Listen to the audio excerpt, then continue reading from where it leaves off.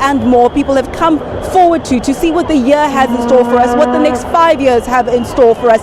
And interest groups, you can imagine, being women, children, the youth and men alike, all looking to see what they can get out of the January 8th statement and the election manifesto. Questions such as, what's in it for me, are being asked this morning. So let's find out what's in it for the women. I'm joined by the spokesperson for the ANC Women's League, Mama Edna Molewa. A very good morning to you, Ma. Thank you for joining us.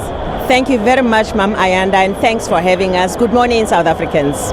The question, what's in it for me, will be asked a lot. So I want to ask you, in 1984, we saw the ANC's not election manifesto, but the January 8th statement highlighting that year as the year for the women. What has been done since to highlight the plight of gender equality, only from the ANC, but also the country at large?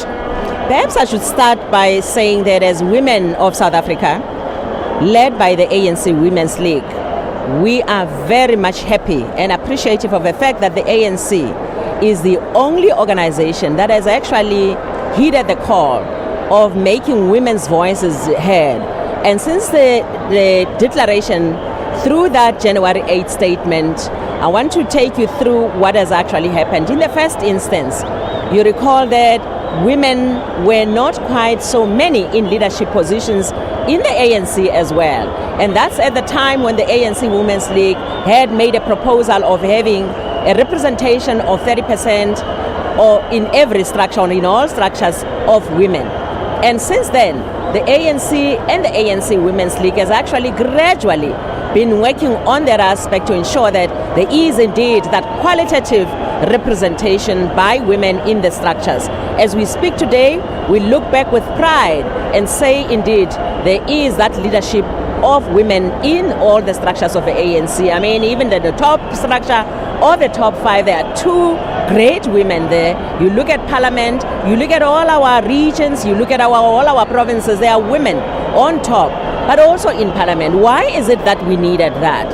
The ANC Women's League has understood it very well from long time ago that women's struggles can actually be fought by women themselves, although the ANC has actually been at the forefront of steering this. But the ANC Women's League has understood that it is necessary for conscientization on an ongoing basis.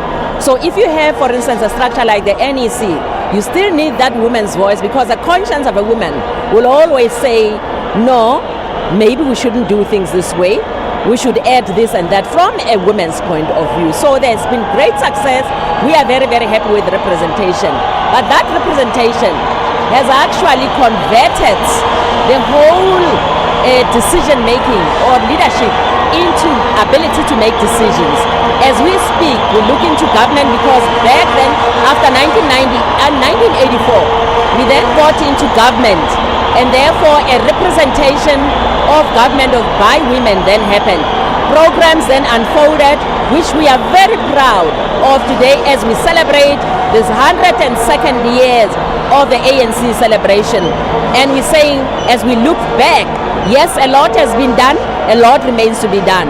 But you look at, for instance, many women who can be able to speak, many programs that has actually led to the liberation of women, the girl child in school. We've got proven record that quite a number of girl children are now able to register at tertiary because of the basic service delivery in the society. They are no longer rushing to go and fetch wood in order for them to be able to make fire, to cook first, even before they start studying. So they are able to study just like their equals. Many women have now gotten into businesses. Many women can own their own properties. Many women are in agricultural and even in sciences and in hardcore deliveries of professions that never used to belong to women. We're going to have to leave it there for now, because I'm going to try and speak to the ANC Youth League.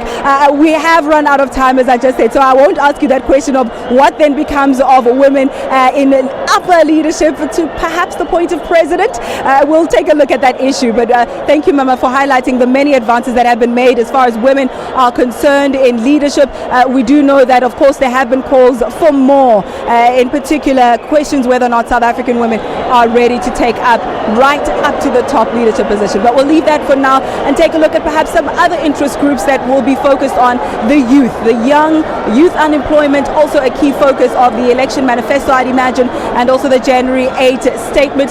So let's speak to now Umzwandile Masina, who's going to speak to us about matters related to the Youth League. He is the convener of that particular wing of the ANC. A very good morning to you. Thank you for joining us. How are you, Ayanda? Very well, thank you. Young people, what can they look forward to in the January 8 statement and election manifesto? Look, I think without hesitation, young people are going to be the biggest beneficiary of this manifesto. I have looked into issues of education, which the president is going to announce. We have come with radical proposals in the ANC, which have been accepted. More importantly, on issues of the economy and jobs. But we have argued vigorously to start talking about issues of land, because for a very long time we have not been speaking about land. But I am convinced that in terms of job creations, the manifesto is touching on a number of issues, but obviously we don't want to steal the thunder. Let the president announce the actual numbers, but young people are going to become the greatest beneficiary of this manifesto. Young people are the greatest beneficiary, you have mentioned, but also the greatest contributor, one would say, towards the success of the ANC, the longevity of the ANC, and winning elections as well. Now, we know that the ANC Youth League has been facing a little bit of turbulence. You have been working to put things back together in provincial structures. How is that work going? Well, we've done very well. You can see young people are here in numbers in this specific province. In the next 2 weeks or so, we should be holding our own provincial conference here. We have concluded all the regional congresses. We've done the same in KZN. We are in other provinces. We are convinced that by September we will go to the national conference. What preoccupies our mind now is the matter that is before the court. We want to save the Youth League as it faces the court liquidation. If we can pass that hurdle, the rest organizational, I think we should be able to come out very strong. And you can see young people are here in numbers. ANC is assured of the two-thirds majority, because we are certain that the radical economic transformation that we want, only the African National Congress will deliver it. The issue of youth unemployment at the forefront of many of people's minds. We do know that means have been put in place in terms of the tax incentive scheme recently put in place at the beginning of this year. Do you think that will go some way to alleviating this problem? Well, it will go a long way. Firstly, we've said that it can be correct that the ANC government continues to use youth unemployment statistics that are very high without coming up with decisive programs. So the youth incentive schemes that has been proposed, which are going to be part of the Employment Youth Accord that we signed last year, April, are going to bring about a major shift in terms of what has been happening. Because the major problem here, we have young people who are qualified, but they don't have experience. The labor market does not accept them. So what these incentive schemes are going to do are going to encourage employers to ensure that they take those and give them the practical experience that young people require at the initial phase. Thereafter, young people will be able to go on their own to take up other opportunities elsewhere. So we think that we are moving towards the right direction, but the proposals that are contained in the manifesto, I think they will put the ANC in a much more different position than it was. We have always argued that being militant and radical does not mean you must make noise in front of television, but we must go and argue policy positions, and that's what we've been able to do as the NTT, to try and change how we relate to the African National Congress, because ultimately the ANC makes final policy decisions. So we are not delusional. We've gone there to influence them. We are much more convinced now. When the president read the statement, I am certain that many young people here will be very happy. They will understand where we are coming from. They will stop this thing of saying you NTT are not visible, are not doing 1, 2, 3, because where it matters most at the policy level, we have gone and influenced the ANC, and we will make sure beyond that, even the incoming leadership, they must make sure that they take from where we left to ensure that they hold government accountable, because you can have a manifesto that is great. If the government is not performing according to that manifesto, then we are doomed. So we are convinced that the incoming leadership will be able to say to them, how do you work with the ANC? Influence them, because ANC has agreed that radical economic transformation is what the country requires, and young people are the greatest, are going to become greatest beneficiaries of those policies. So I have no doubt that we will succeed in dealing with the high level of unemployment, but also poverty and inequality, because the inequality still persists in our country and is not assisting. So we would want to make sure that there is a marginal shift. That's why we're speaking about land, we're speaking about other sectors of the economy, so that we can make that particular change. ANC turns 102. It turned 102 earlier this week. The birthday celebrations taking place today. Having worked for an organization that